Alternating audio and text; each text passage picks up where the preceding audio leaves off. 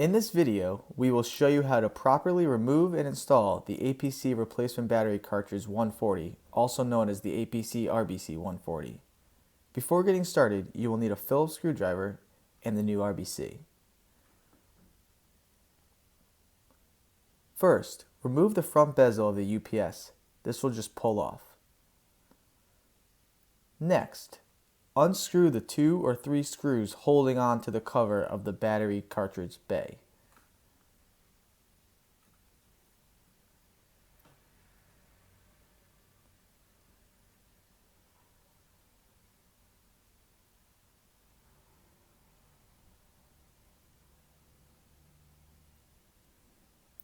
Then, slide the metal tab to the left to reveal the APCRBC140. Pull the handle on the bottom of each battery module to remove them from the UPS one at a time. You should hear a click from the Anderson connectors when they disconnect from the UPS.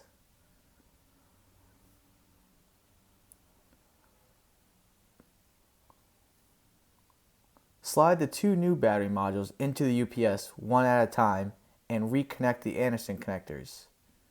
Make sure you push firmly on the Anderson connectors.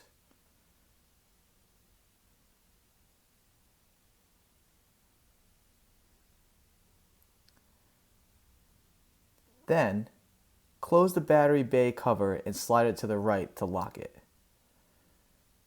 Finally, tighten the screws back into the UPS.